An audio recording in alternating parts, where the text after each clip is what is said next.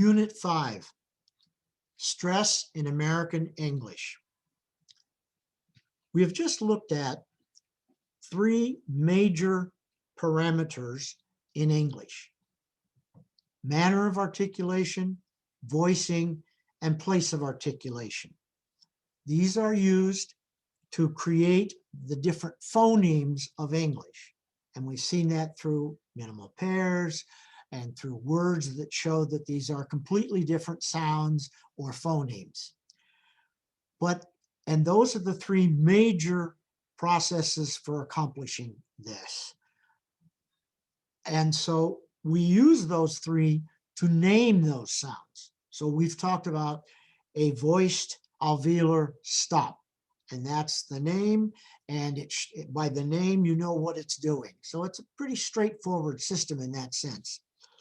But there are two other systems that support these three, and they're important enough that I'm going to go over them and stress them to you so that you understand that the phonemes don't work all by themselves. They have support or help.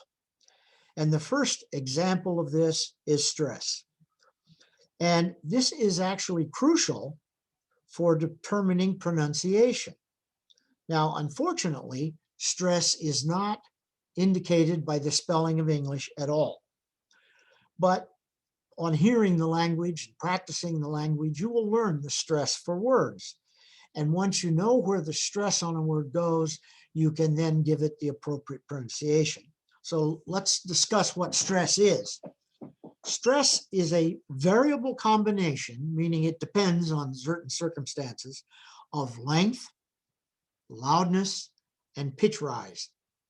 So if I say customary, there's a kind of a little rise, a little emphasis on the first syllable of that word.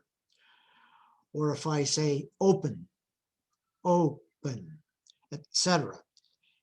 And the fact is that primary stress occurs on every word in English on one syllable.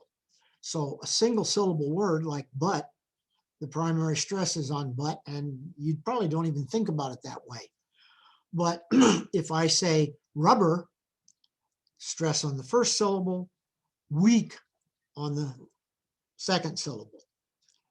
And incidentally, every sentence also has a primary stress, but we'll come back to that later. In words of 3 syllables or more, there can be a secondary stress, but we're going to ignore that because even native speakers sometimes have difficulty identifying the secondary stress. They're really only aware of primary stress, and that's all we're going to be talking about in this lesson. Now, an important concept is that the syllable that has primary stress in a word is usually, to the great extent, pronounced in its full form, meaning as it is described on the vowel chart. Now, in contrast, unstressed vowels are reduced or relaxed, and the tongue moves partially or fully to the central position of schwa. And this is the basic reason why schwa is the most common sound in English, is unless a vowel is stressed, it is pronounced more or less like schwa, so that every vowel has an alternate pronunciation of schwa, if you will. Let's take the word emphasis. Notice emphasis, the stress is on the first syllable, emphasis. And notice emphasis. If I pronounce that word and move the stress to the middle syllable, it would be emphasis. That's the way English works.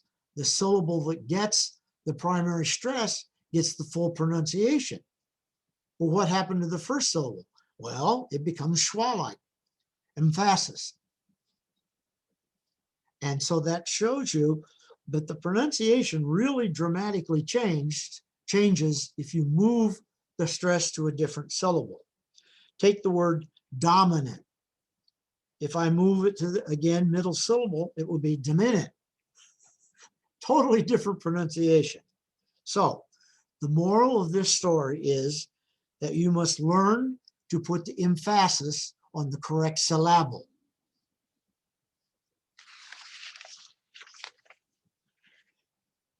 The result of this process is that English has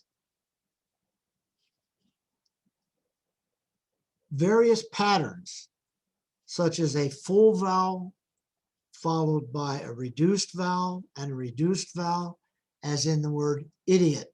So idiot. Another pattern would be reduced vowel, full vowel, reduced vowel, as in the word refusal. And another pattern is full vowel, reduced vowel, reduced vowel, reduced vowel, as in the word dictionary. And there are many, many other possible patterns. To put it another way, most vowel spelling symbols are only pronounced as they are written, if they occur under primary stress. As a result, the most frequent vowel, as I've said, in spoken English is schwa. And so if you want to pronounce English appropriately, and your basic knowledge is how it's spelled, find or learn the primary stress in a word and give that vowel its full pronunciation. Then simply make all other vowels schwa or something close to it. At first sight or first thought, this might seem ridiculous, but native speakers actually pay the most attention to the consonants and the primary stress vowel in a word, and the least attention to the reduced vowels. So if you happen to be teaching English, have the students pronounce that stress syllable very strongly, and the other syllables very weakly, even in as close to schwa as they want.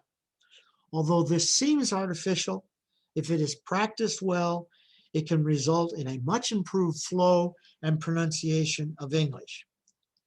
As I said before, there is also a primary stress in a sentence, which usually coincides with the last content word, but it can move elsewhere to indicate special emphasis.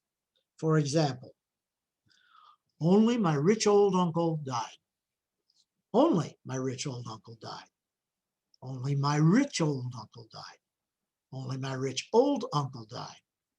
As you can see, this emphasis is subtle, but it's real. It changes the, as I say, emphasis or emphasis on the concepts in that sentence. So to review, stress is not phonemic. It doesn't change the meanings of words, but it is allophonic and supports the major patterns of place of articulation, manner of articulation, and voicing.